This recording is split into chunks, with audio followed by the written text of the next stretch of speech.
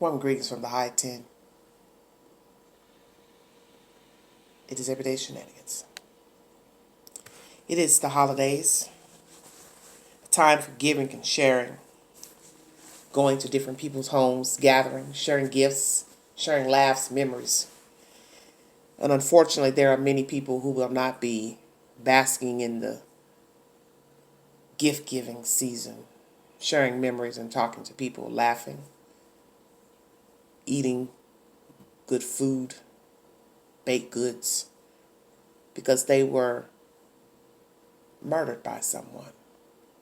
They were devalued. And the Idaho 4 comes to mind. 4 young people will not be sharing in the holidays this season, unfortunately. And I'd like to address this live stream to the landlord. What is your problem? 4 children snuffed out by a mad person. 1 was a boyfriend. 3 were actual tenants in your house. 2 were unharmed. So I'd like to know why you have not come forward to say anything about these young people who were viciously murdered in your home. I find it very irresponsible and vile that you have not said 2 damn words publicly about this house on Queen Road. Why not? They were good enough to pay you rent, good enough to put their valuables and goodies inside of this place that is now the talk of the town, the talk of the U.S., the talk of the world. Did you rush law enforcement to try to clear this house out so you can clean it up and get it back on the market? Sir, ma'am, it's alleged that it is a he. It really doesn't matter if it's a he, a her, or a they. It's principle. These kids mattered, at least to their family and friends. But perhaps to you, they was just a means to an end, which we've learned that about real estate and property rental business. It's a dirty, cutthroat business, literally. God forbid that you would be a slumlord, not fixing anything, repairing anything, just a money collector.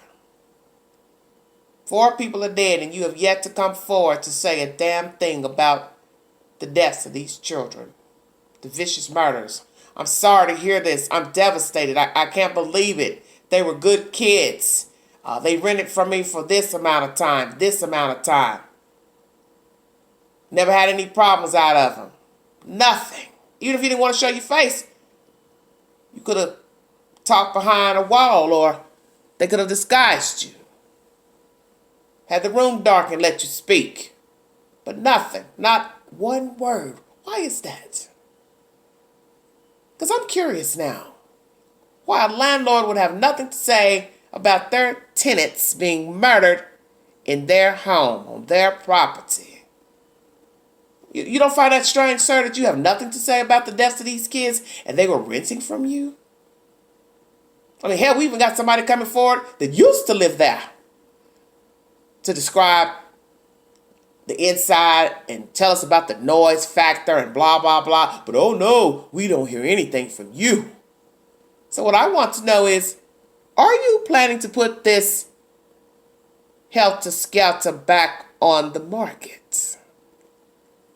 Clean it up really nice, pay a nice fee to have somebody come in there and steam clean the floors and walls and repaint to try to bring it back to its glory. Never that. It can't return to nothing because it needs to be demolished. And I won't doubt that people will petition to have it demolished and go to the city and ask that it be crumbled down. Lot sold, something else put in its place. And I'm sure they'll give you a nice little penny for your troubles. The city of Moscow, of course. But nonetheless, why have you not come forward, sir, to say anything in relation to this crime? This is baffling to me. Everybody else is jumping out of clown cars and airplanes to give their rendition of seeing the kids, talking to the kids, people speculating who the killer is and blah, blah, blah. But you are lying in the cut and not saying anything, and that's troublesome to me. So I want to know, who are you? And why have you not come forward to speak on behalf of these kids that they rented from you? How long they rented from you? Your relationship with the girls. And hell, what do you know about these murders? Because you always have to pay attention to the one that either A, says nothing, or the one that jumps in full circle. Jump in head first. Imagine that. See, that's how you get to the bottom of who the killer is. It's the one that has nothing to say and the one that has too much to say. And you've had nothing to say. And I find that troublesome. So are you going to ever come forward and say something? Because we're 1 month in and it's now Friday night. Vastly approaching Saturday, which will lead into Sunday, making it what, 5 weeks? So what's your problem? Are you ever going to say anything? Have you said anything to the parents? I'm sorry, I apologize. I'm stunned. Because you haven't spoken to the public, you haven't spoken to the news. So have you spoken to the victims' parents? I'm curious. And what are your plans with this death box? Because it is indeed a death square box that needs to be pushed over immediately. So what are you going to do with the place? Did you rush the police, ask them when they were going to tidy up and finish their investigation? I'm curious. And will we ever find out that you did? Ooh, imagine that gossip. He was rushing the police, the investigators, FBI. He wanted his house back. Couldn't wait to get it cleaned up. Imagine the people who have to go in and clean it up. Imagine that. What would the dollar amount be for that, sir? I'll wait. Do you have children, sir? Small children, older children, teenagers, single, fancy-free? Who are you? Who are you? Married? Engaged? Girlfriend? Boyfriend? You know, it is modern times. Who are you, sir, and why have you not come forward to speak on behalf of these kids? That they were your tenants, that they were good kids, happy kids, didn't give you a problem, enjoyed having them as tenants. Please come forward, because I'm curious why you have not said one damn word. That's very baffling to me. And frankly, you ought to be ashamed of yourself. Because you know, as we say in the street, what goes around comes around. Oh, yes. See, karma has a way of touching all kind of people for different reasons.